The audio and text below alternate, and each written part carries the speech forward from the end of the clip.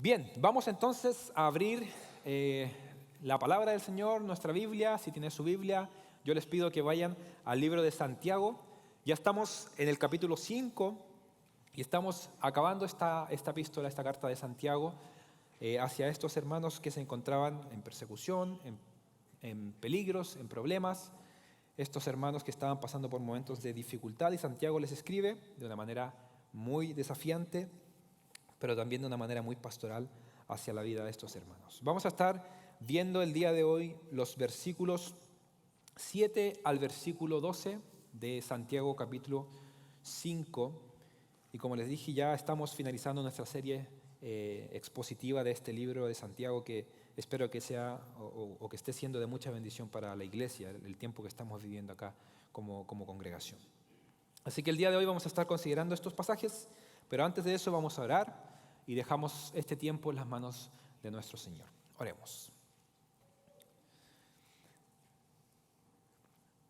Bendito Señor y bendito Salvador, queremos detener nuestra semana, el ajetreo del día a día. Queremos, Señor, pausar nuestros pensamientos, nuestro corazón agitado, Señor, los problemas y las dificultades que podamos estar pasando. Y queremos, Señor, tomar este tiempo serio, este tiempo con tu palabra, Señor.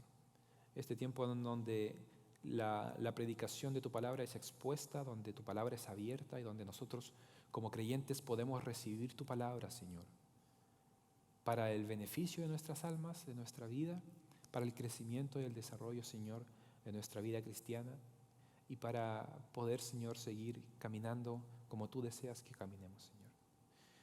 Señor, te pedimos que dejes fuera de nuestra mente, de nuestro corazón, las preocupaciones que podamos tener, Señor, y que podamos apartar este tiempo especial, Señor, para poder estar concentrados en tu palabra, Señor. De una manera activa poder escuchar, de una manera activa poder prestar atención a tu palabra, la enseñanza que en ella hay, y de esa manera, Señor, poder recibir tu palabra con humildad y que tu Espíritu Santo cree esta transformación en nuestra vida, Señor. Te pedimos, Señor, que tú nos guíes, que utilices, Señor, este tiempo para transformación de nuestras almas y que tu Espíritu Santo pueda predicar un mejor sermón que el que yo pueda predicar, Señor, hacia los corazones de mis hermanos. Gracias, Padre, por tu iglesia. Gracias, Señor, por la iglesia de Heights. Y te agradecemos, Señor, por poder nuevamente congregarnos y poder estar reunidos para aprender más de ti. Te agradecemos por todo esto, en el nombre de Jesús. Amén y amén. Como les dije, hermanos, estamos finalizando esta desafiante carta del apóstol Santiago hacia estos hermanos dispersos que estaban recibiendo persecución. Y esta carta nos ha llevado a evaluar nuestra vida espiritual, nuestra vida cristiana, bajo este título que hemos tenido sobre esta serie. Es una fe que obra. ¿Tú tienes fe? Bueno, demuéstralo por medio de tu obrar, por medio de tus acciones. Si tú realmente dices que eres cristiano, entonces tienes que demostrarlo. Cómo tú vives, cómo tú te relacionas, cómo tú hablas, cómo tú te desenvuelves dentro de la sociedad. De esa manera, entonces, Santiago, sin rodeos, pero con un corazón muy pastoral, ha ido llevando esta carta hacia estos hermanos para que ellos pudieran cambiar sus actitudes, sus comportamientos, las cosas que ellos estaban haciendo que no eran correctas, y que cada uno de nosotros traemos un bagaje en nuestra vida cristiana que tiene que ser corregido, alineado a la verdad de la palabra del Señor. Y eso es lo que Santiago está haciendo. La semana pasada vimos cómo Santiago hizo una condenación hacia unas personas dentro de la iglesia y también fuera de la congregación, aquellas personas que estaban abusando de su poder, que eran desleales con las personas a las cuales contrataban, a sus empleados, porque no les pagaban o lo hacían mal. Y el castigo hacia estos líderes o estos ricos abusivos era un castigo grande y severo para estas personas. ¿Por qué? ¿Por qué Dios iba a castigar tan severamente y por qué Santiago fue tan directo contra estas personas? Fue porque el clamor de estas personas que estaban siendo abusados había subido hacia el Señor de los ejércitos. El Señor que va a traer juicio, el Señor que va a traer justicia hacia estas personas malvadas. Por eso Santiago fue muy directo contra ellos, porque el clamor de ellos había subido hacia el Señor de los ejércitos. Así que la semana anterior terminó con este juicio hacia estas personas, pero la sección del día de hoy, que ya vamos a leer, es una totalmente diferente. Ya Santiago no se enfoca en estos ricos opresores, sino que ahora Santiago pone su énfasis en aquellos que estaban siendo oprimidos dentro de la congregación, que no estaban siendo tratados de una manera justa. Y probablemente cada uno de nosotros ha pasado por algo así, en nuestro trabajo, con algún líder o algún jefe que ha sido abusivo, y nosotros hemos recibido eso, y hemos sido oprimidos, y hemos recibido injusticias, porque estamos en un mundo caído. Y para eso, para esas personas o para nosotros, Santiago va a tener palabras de aliento y palabras de esperanza en medio de las pruebas. Y de nuevo, ¿quién no ha sufrido pruebas? ¿Quién no ha estado en aflicción? Y probablemente en este momento más de alguno el día de hoy está pasando por pruebas fuertes, aflicciones que ni siquiera nos imaginamos. Y Santiago va a tener palabras de aliento para nosotros. Juicio para aquellos que abusaban, pero palabras de aliento y esperanza para los que estaban sufriendo. Así que vamos a leer estos textos, versículos 7 al versículo 12, para ver lo que Santiago tiene para decirnos el día de hoy. Santiago capítulo 5, versículo 7. Por tanto, hermanos, sed pacientes hasta la venida del Señor. Mirad cómo el labrador espera el fruto precioso de la tierra, siendo paciente en ello hasta que recibe la lluvia temprana y la tardía. Sed también vosotros pacientes, fortaleced vuestros corazones, porque la venida del Señor está cerca. Hermanos, no os quejéis unos contra otros, para que no seáis juzgados. Mirad, el juez está a las puertas. Hermanos, tomad como ejemplo de paciencia y aflicción a los profetas que hablaron en el nombre del Señor. Mirad que tenemos por bienaventurados a los que sufrieron. Habéis oído de la paciencia de Job y habéis visto el resultado del proceder del Señor, que el Señor es muy compasivo y misericordioso. Y sobre todo, hermanos míos, no juréis ni por el cielo, ni por la tierra, ni con ningún otro juramento. Antes bien, sea vuestro sí, sí, y vuestro no, no, para que no caigáis bajo juicio. Santiago inicia esta sección haciendo un llamado a estos hermanos que estaban siendo maltratados, que estaban recibiendo abusos, y él les dice: hermanos, tranquilos, tengan paciencia en medio de sus pruebas. La paciencia, como lo define el diccionario Vine, es la cualidad que no se rinde ante las circunstancias ni sucumbe bajo la prueba. Eso es paciencia. La cualidad que no se rinde ante las circunstancias ni sucumbe bajo las pruebas. Santiago les anima y les dice a estos hermanos que ellos no se rindan en medio de las pruebas en las que se encontraban, sino que pudieran soportar hasta un punto. ¿Y cuál es ese punto? Hasta la venida del Señor. Santiago no les dice: hermanos, soporten porque su situación ya va a cambiar, tranquilos.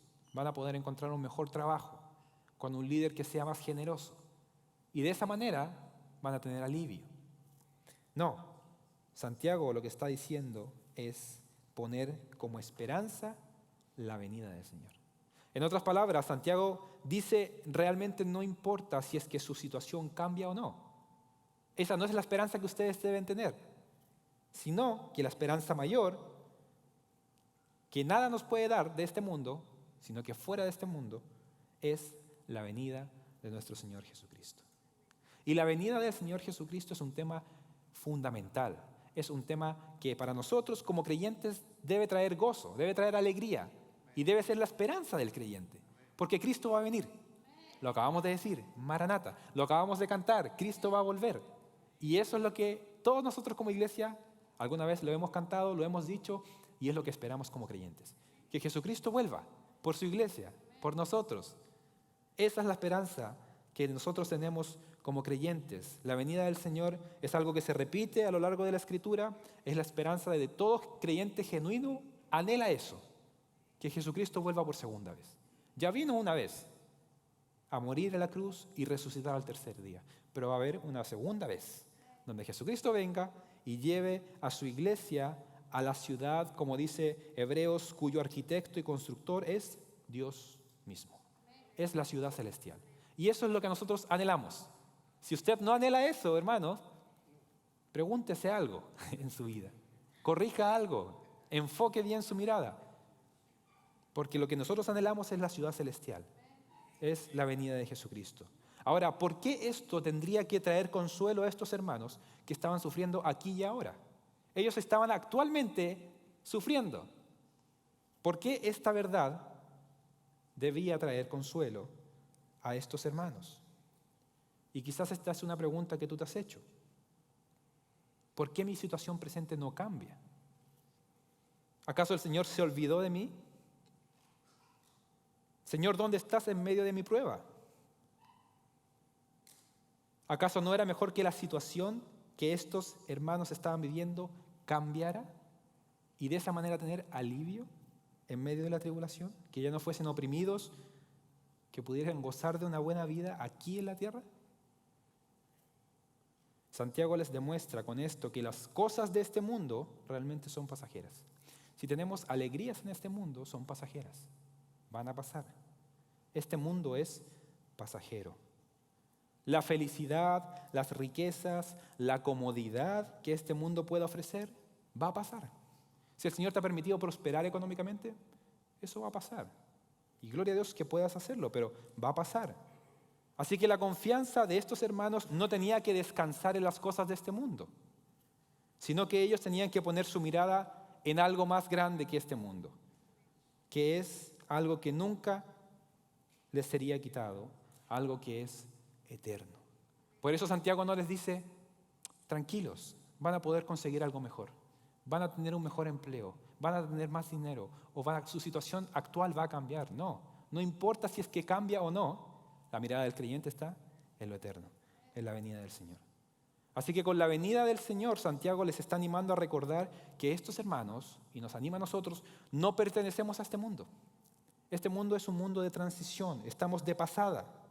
El Salvador ya viene, y junto con la salvación que Él trae, Él también va a traer juicio y castigo adecuado hacia estas personas que estaban oprimiendo, como ya vimos el domingo pasado y en la sección anterior de este capítulo 5.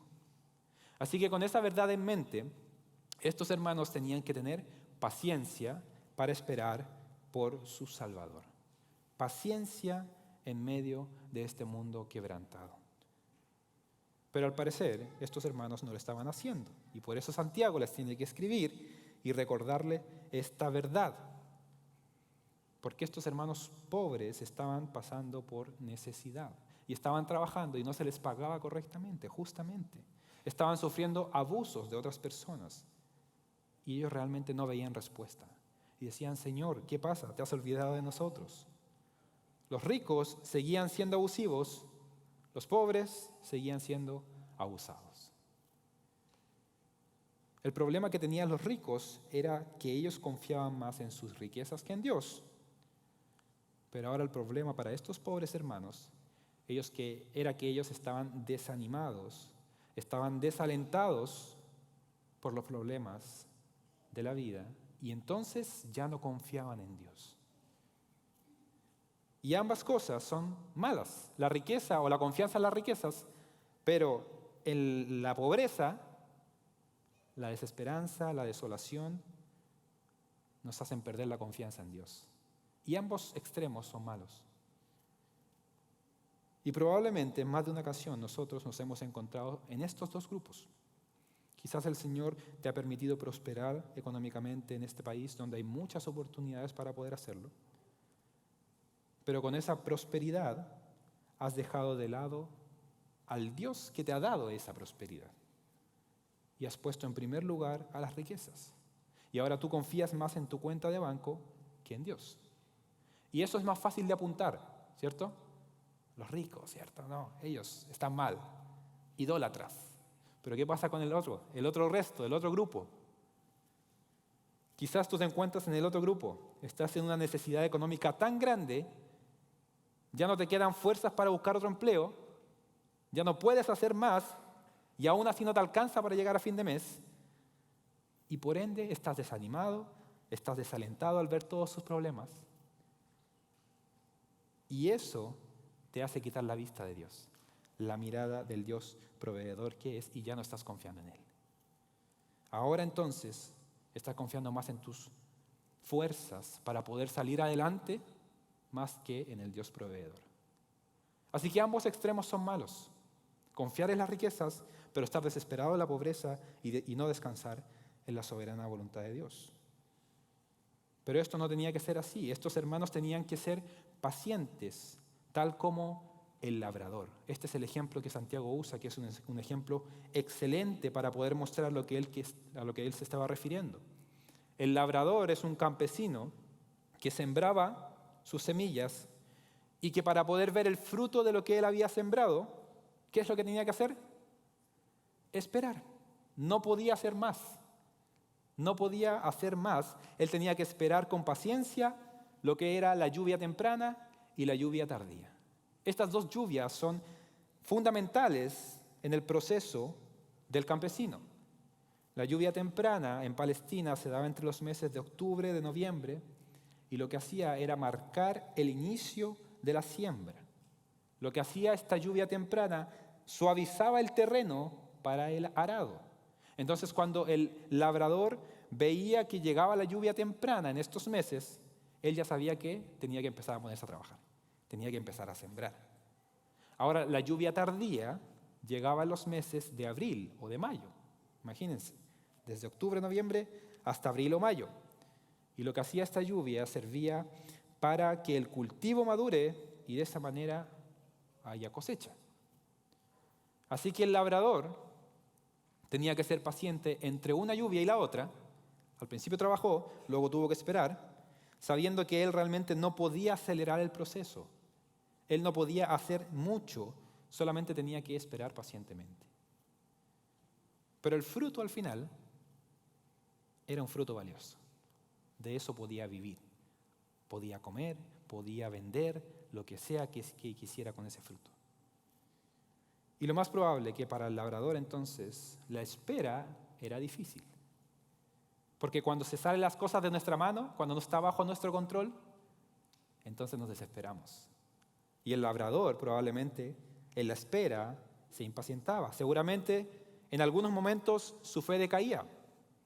Quizás él dudaba si realmente vendría la lluvia tardía, si sería suficiente agua la que iba a caer para alimentar la semilla, si la semilla que él plantó iba a ser buena o si quizás iba a venir alguna langosta o alguna otra plaga y que se iba a comer lo que él había plantado.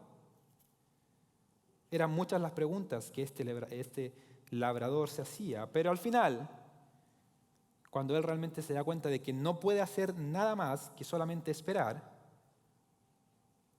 veía una nube al final de todo y empezaba a venir la lluvia que traería no solamente el refresco de la tierra, sino que el fruto que él tanto estaba esperando.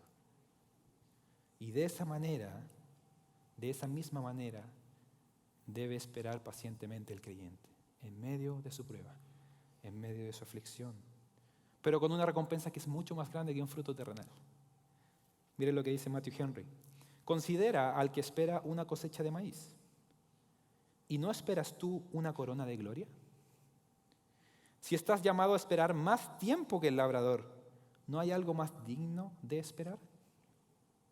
Y la respuesta es, sí, por supuesto que sí. Nuestra esperanza es mucho mayor, nuestra recompensa es mucho más grande. La espera del creyente en este mundo caído, donde nosotros pasamos dolor y sufrimiento, es una espera que dará como resultado algo que es mucho más maravilloso que el fruto que el labrador podía tener de la tierra. Si tú estás pasando por pruebas en este momento, si tal como estos hermanos estás sufriendo las consecuencias de vivir en un mundo caído, con algún líder, jefe abusivo en tu trabajo, o alguna enfermedad, algún problema económico, soledad, injusticia, incertidumbre del futuro, cualquiera sea el problema en el cual tú te encuentres el día de hoy, recuerda esperar pacientemente como ese labrador espera la lluvia que va a venir.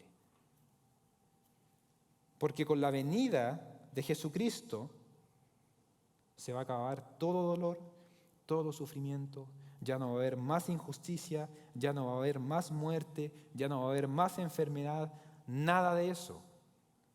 Vamos a gozar eternamente de su presencia y vamos a poder descansar del pecado. Por eso Santiago ocupa este ejemplo que es muy claro. Y por eso Santiago luego dice, fortalezcan sus corazones con esta verdad.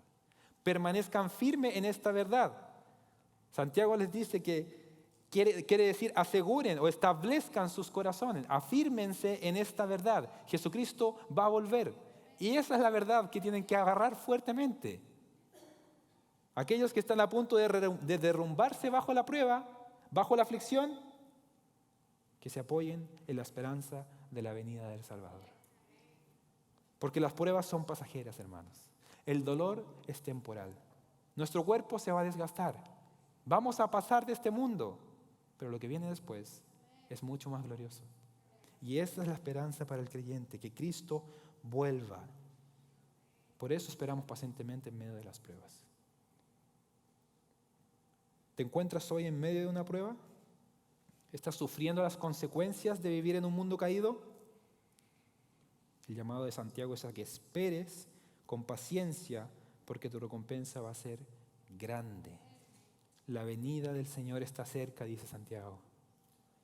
Y esto es de aliento para el creyente. Cristo va a volver. Fíjense cómo dice el salmista, cómo el salmista hace este llamado a esperar en Dios en el Salmos 37:7. El salmista dice, confía, ¿de qué manera? Callado en el Señor. ¡Wow! ¡Qué difícil!, ¿no? Confía callado en el Señor y espérale con paciencia. Y en el camino no te irrites a causa de la persona que prospera más que ti, por el hombre que lleva a cabo sus intrigas. Aquellos que nosotros vemos y que prosperan en este mundo, tranquilo, no te irrites en contra de eso. Espera calladamente y confiadamente en el Señor. El problema es que muchas veces nosotros no hacemos esto. Muchas veces las pruebas de nuestra vida nos sobrepasan y comenzamos a mirar a nuestras circunstancias más que a nuestro Salvador. Y cuando esto sucede, entonces comienza la queja. Y no solamente nos quejamos en contra de Dios, sino que en contra de todo el que esté alrededor nuestro. Y eso es justamente lo que dice Santiago en estos siguientes versículos. Él anima a estos hermanos a que no se quejen unos contra otros, sino que sean pacientes entre el pueblo de Dios.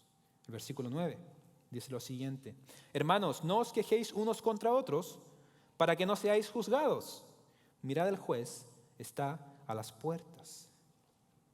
El hecho de vivir bajo circunstancias difíciles puede hacer que como creyentes nosotros nos sintamos frustrados, perdamos la paciencia, nos quejemos unos contra otros y, como decía el salmista, nos irritemos con aquellos que sí prosperan, que hacen las cosas mal, y nosotros que estamos haciendo las cosas bien, nos va mal. Nos irritamos, nos quejamos especialmente con aquellos que parecen que están sufriendo menos que nosotros, están teniendo un pasar por este mundo mucho mejor, o nos quejamos en contra de los que parecen que añaden más hacia nuestros problemas. Esta palabra quejarse de este versículo también se puede traducir como gemir, como suspirar o como murmurar. Es una acción que no se lleva a voz pública, sino que es algo en lo íntimo, es una murmuración en contra de otras personas. Así que las personas que se encuentran bajo la prueba y que no tienen su confianza en Dios, que no están esperando pacientemente al Señor, entonces van a comenzar a murmurar contra otras personas. Porque siempre es mucho más fácil echarle la culpa al resto de nuestro padecimiento que simplemente aceptar lo que el Señor tiene para nosotros en nuestra vida. mis hermanos, la prueba que nosotros estemos pasando no sale del control de Dios. Es más, voy más allá. La prueba en la cual estemos pasando es orquestada por Dios para nuestro crecimiento. El problema es que a nosotros no nos gustan las pruebas. Y cuando pasamos por una, lo que más queremos es que salgamos rápido, Señor, y pedimos oración por eso, ¿no? Salgamos rápido de esta prueba, de esta aflicción en la cual nos encontramos. Y no solamente eso, empezamos a echarle la culpa al resto. A Dios primeramente, pero también a mi jefe, a mi compañero de trabajo, a mi cónyuge, a mi hijo, al pastor, al perrito, al que sea que se atraviese, le echamos la culpa, porque estamos bajo la prueba. Pero necesitamos encontrar a un culpable para poder descargar todo nuestro enojo, nuestra ira y nuestra irritación por la prueba en la cual nos encontramos. Necesitamos encontrar a ese objeto en donde nosotros depositar nuestro enojo por la prueba que nos encontramos. Y somos igual que el pueblo de Israel, que después de ver todas las proezas que Dios hizo con ellos, saliendo de la tierra de Egipto, ¿cierto?, hacia la tierra prometida, y ahora que ellos se encontraban vagando, ahora que estaban sin comida, ahora que estaban sin alimentos, sin poder beber, ¿qué fue lo primero que ellos hicieron? Murmuraron en contra de Dios y en contra del líder que Dios había puesto, que fue Moisés. ¿Y qué es lo que decían ellos? Era mejor cuando estábamos en Egipto. Qué mentira más grande, ¿no? Estaban siendo abusados por los egipcios. Pero siempre miramos el pasado y decimos el pasado fue mucho mejor que la situación en la que nos encontramos. Era mejor habernos quedado allá antes que venir acá. ¿Y qué fue lo que hizo Dios? En su misericordia y en su gracia les dio el maná y dio agua que brotó incluso de la piedra. ¿Y qué hicieron? Se aburrieron del menú que Dios les dio y volvieron a murmurar en contra de Dios y en contra del líder Moisés. Porque realmente el ser humano necesita encontrar a alguien para poder echarle la culpa del sufrimiento en el cual nos encontramos.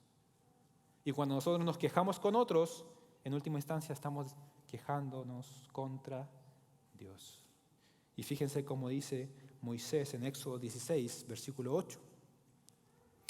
Y Moisés dijo: esto sucederá cuando el Señor os dé carne para comer por la tarde y pan hasta saciaros por la mañana, porque el Señor ha oído que vuestras murmuraciones, ¿contra quién? Contra Él. Pues, ¿qué somos nosotros?, dice Moisés. Vuestras murmuraciones no son contra nosotros, sino contra el Señor. Así que échenle la culpa a Él. Está murmurando en contra de mí, pero no. Está murmurando finalmente en contra de Dios. La murmuración o la queja hacia otras personas, en última instancia, es una queja en contra de Dios. Y tal como el pueblo de Israel, somos nosotros. Estamos bajo pruebas y rápidamente murmuramos en contra de Dios y en contra de los que nos rodean. Nos quejamos contra Dios, nos quejamos contra el mundo y perdemos de vista el maná que Dios nos da cada día para ser alimentados con la porción justa y necesaria que nosotros necesitamos. En lugar de eso, tenemos que tener la actitud que el mismo Santiago ya nos dijo en el capítulo 1. Hermanos, tengan sumo gozo cuando pasen por medio de las pruebas. ¿Por qué? Porque la prueba de vuestra fe va a producir paciencia. Y eso obrará en el desarrollo de nuestro carácter cristiano. Cuando nosotros recordamos, hermanos, que las pruebas son enviadas por Dios para formarnos, para pulirnos a su imagen, entonces la perspectiva va a cambiar de la prueba. Nuestro sufrimiento va a cambiar. Ahora vale la pena atravesar por el valle de sombra de muerte porque sabemos quién está gobernando todo eso y que lo está haciendo para el bien de nosotros, transformarnos a su imagen, porque Él orquesta todo para nuestro bien y para su gloria. Así que cuando pasamos por pruebas, recordamos quién es el que guía y orquesta todas esas pruebas en nuestra vida. La queja, la murmuración, en última instancia, es una falta de sumisión a la voluntad de Dios. Porque creemos que el Señor se equivocó en enviarnos esa prueba. Nos quejamos porque creemos que realmente nosotros podríamos haber dirigido mejor el curso de nuestra vida, que merecemos algo mejor. Pero lo cierto es que todos los profetas que hablaron en representación de Dios sufrieron. Y ese es el ejemplo que nosotros tenemos que seguir, versículo 10 y versículo 11. Hermanos, tomad como ejemplo de paciencia y aflicción a los profetas que hablaron en el nombre del Señor. Mirad que tenemos por bienaventurados a los que sufrieron. Habéis oído de la paciencia de Job y habéis visto el resultado del proceder del Señor, que el Señor es muy compasivo y misericordioso. Hermanos, si a ustedes les predicaron un evangelio en donde se les presentaba que por ser hijo de Dios todas las cosas les iban a salir bien, que iban a prosperar, déjame decirle que les mintieron. Porque la vida cristiana es una vida de dolor y sufrimiento orquestado por Dios. ¿Tiene momentos alegres? ¿Tiene bendiciones? Por supuesto que sí. Pero si uno quiere vivir de una manera piadosa delante del Señor, entonces va a recibir la burla de los seres más queridos, va a recibir el castigo, va a recibir el abandono y la soledad, va a recibir el desprecio de las personas de este mundo, porque nosotros nos encontramos en un mundo caído. Y como creyentes somos llamados a resplandecer en medio de ese mundo. Así que cuando resplandecemos, recibimos oposición. Y los ejemplos son variados en las Escrituras de cómo el mundo odia a aquellos que viven como Cristo o como Dios manda que los cristianos vivan. Tenemos a José, el que fue golpeado y vendido por sus hermanos, el que fue enviado a la cárcel injustamente por comportarse piadosamente y no ceder ante la tentación de la esposa de Potifar. Tenemos a Moisés, a quien ya vimos, que fue varias veces criticado por el pueblo por haberles sacado de Egipto. Todos recordamos a Daniel, quien fue arrancado de su tierra siendo un muchacho y fue lanzado al foso de los leones por su fidelidad a Dios. Tenemos a Elías, que se enfrentó a la hostilidad del malvado rey Acab y su inicua esposa Jezabel. Jeremías tuvo oposición en todo su ministerio, lo que le produjo una gran tristeza y se conoce como el profeta llorón. Zacarías, lo estudiamos en la comunidad bíblica, ¿qué le pasó? Fue apedreado por el pueblo por confrontar la idolatría del pueblo. Ezequiel sufrió la muerte de su esposa durante su ministerio. David fue perseguido intensamente por Saúl, quien quería matarlo. Juan el Bautista fue encarcelado y fue decapitado por seguir o por decir el testimonio de la verdad de Dios. Y así podemos seguir con cada uno de los profetas. Ellos sirvieron a Dios, ellos hablaron en representación de Él, ellos fueron íntegros, ellos fueron en contra de este mundo, se enfrentaron en contra de los líderes, en contra de los reyes, los políticos, e incluso en contra de sus propios familiares. ¿Y qué recibieron como resultado? Ser perseguidos, criticados, humillados, encarcelados y hasta decapitados. Pero no que la vida cristiana era color de rosas. No que al venir a Cristo todos mis problemas se iban a solucionar. Hermanos, la vida cristiana incluye sufrir, incluye el padecer por el nombre de Cristo, de una buena manera. Si no, pregúntele a todos los mártires de la historia de la iglesia que murieron a lo largo de la historia por defender el nombre de Jesucristo y la verdad del Evangelio. ¿Y qué fue lo que sostuvo a estos grandes hombres y mujeres de Dios? De nuevo, ellos sabían que sus pruebas y sus aflicciones estaban siendo orquestadas por alguien mucho más grande que ese líder que les estaba atacando. Eran guiadas por el Dios que gobierna el universo, para que la gloria de Dios resplandeciera mucho más en sus vidas. Y Santiago hace la mención de uno específico, que es Job, el cual vale la pena recordar. El primer capítulo de Job, probablemente todos lo tenemos en mente, nos muestra cómo este hombre, alguien que era intachable, alguien que era recto y temeroso de Dios, él lo pierde todo en tan pocos días. Los animales, sus criados, sus posesiones, sus riquezas, e incluso sus propios hijos, incluso su propia esposa, le dice, maldice a Dios y muérete.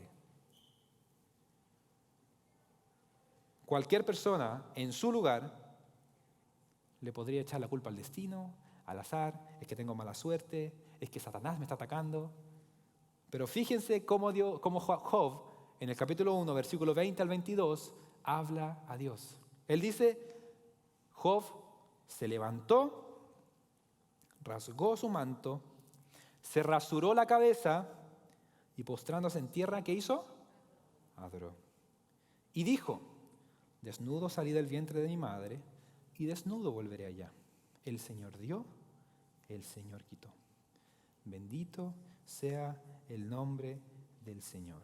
Versículo 22. En todo esto Job no pecó ni culpó a Dios. Pero Job, te equivocas, fue Satanás quien te atacó. ¿Por qué dices que el Señor dio y el Señor quitó? Bueno, Job sabía que por sobre su catástrofe había un Dios que estaba guiando y orquestando todo. La aflicción de Job no la controló Satanás, la produjo Satanás, pero con el permiso de Dios. Dios controló la aflicción de Job. Dios controló la aflicción de José. La aflicción de José no escapó del control soberano de Dios. Y fíjense lo que dice José a sus hermanos. Vosotros pensasteis hacer mal, pero Dios lo tornó en bien para que sucediera como vemos hoy. Hermanos, nuestras vidas no están bajo el azar, no están bajo la mala suerte. Nuestras vidas están bajo las manos de un Dios soberano. E incluso nuestras pruebas y nuestras aflicciones que Él permite. Nuestro Dios gobierna aún en medio de nuestra aflicción. Y todos estos hombres que vivieron sus vidas queriendo agradar a Dios, honrar a Dios, fueron probados por fuego. Porque la aflicción es parte de la vida cristiana.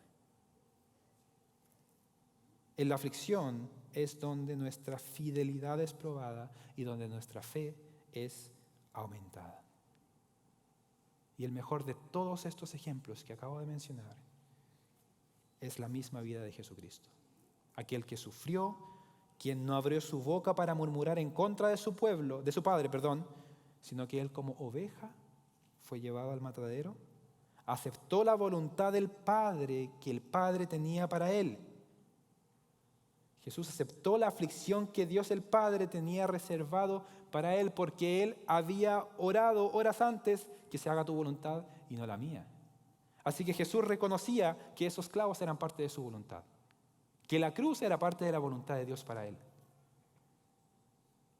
Esa prueba en la que nos encontramos no se escapa de la soberana providencia de Dios. Porque el Señor es Dios en los mejores momentos y en los peores tiempos. El Señor gobierna aun cuando parece que la prueba no va a tener fin. Y esos hermanos debían encontrar consuelo de sus almas en esta verdad. Porque si Satanás fuese el que guiase nuestro destino o nuestra prueba, entonces no tendríamos ninguna esperanza. Pero gloria a Dios, porque Él gobierna por sobre Satanás. Y Él sabe lo que es mejor para nosotros. Estamos en las manos del Dios misericordioso y compasivo. Así que el llamado del creyente es a esperar pacientemente la salvación de nuestro Dios, imitando la paciencia de estos hermanos, estos profetas. Y mientras lo hacemos, lo último que dice Santiago es que tenemos que vivir con integridad. Versículo 12. Sobre todo, hermanos míos, no juréis ni por el cielo, ni por la tierra, ni con ningún otro juramento. Antes bien, sea vuestro sí, sí, y vuestro no, no, para que no caigáis bajo condenación. Al momento nosotros de encontrarnos bajo la prueba, bajo la aflicción, es posible que nuestra integridad se vea perjudicada. Comenzamos a comprometer la verdad. Decimos que vamos a hacer algo, pero finalmente no lo hacemos. Mentimos para poder salir de la situación difícil en la que nos encontramos. Nuestra integridad es expuesta en medio de la prueba. Por eso Santiago le dice a estos hermanos que su sí sea sí y su no sea no. Sean fieles a lo que ustedes dicen creer. Porque el creyente siempre que habla debe hablar con la verdad, a pesar de que su situación no sea la mejor. José no mintió sobre los sueños que él tuvo hacia sus hermanos y su padre, sabiendo que eso le iba a costar la enemistad de sus hermanos. Los amigos de Daniel no se arrodillaron ante la estatua de Nabucodonosor, a pesar de que eso les iba a costar ser echados al horno de fuego. Zacarías, a pesar de ver toda la idolatría del pueblo, él decidió confrontar el pecado y no cayó, y eso le costó su vida. Hermanos, la aflicción no es excusa para mentir. No podemos transar la integridad solo porque estamos bajo la prueba, sino que todo lo contrario, hermanos. La palabra del creyente tiene que ser suficiente cuando nosotros decimos que vamos a hacer algo, a pesar incluso de estar bajo la prueba. Así que Santiago dice que debemos esperar pacientemente en medio de las pruebas, pero siendo íntegros, no usando la prueba como excusa para mentir, para engañar o para decir algo que no vamos a cumplir. Hermanos, el llamado de Santiago es a recordarnos que nos encontramos en un mundo caído. Estamos viviendo en medio de un mundo caído, en el cual nosotros vamos a tener aflicciones, vamos a tener pruebas, de eso no hay duda, porque nosotros nadamos en contra de la corriente. Si el mundo va para allá, nosotros vamos en otra dirección. Así que estos versículos nos animen a esperar nuestra salvación pacientemente, porque Maranata, Jesús viene. Y esa es la esperanza del creyente. Oremos, hermanos. Amado Señor,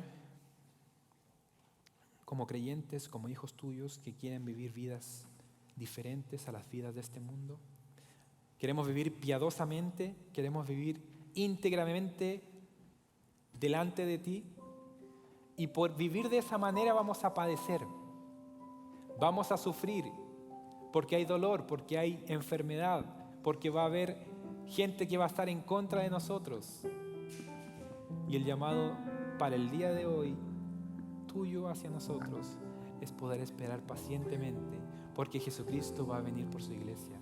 Y toda enfermedad, todo dolor, toda ira, todo enojo, todo va a pasar, toda injusticia va a pasar, porque Cristo va a reinar con su justicia que es justa, con su justicia la cual nadie puede darnos, esa justicia que viene de un Dios santo.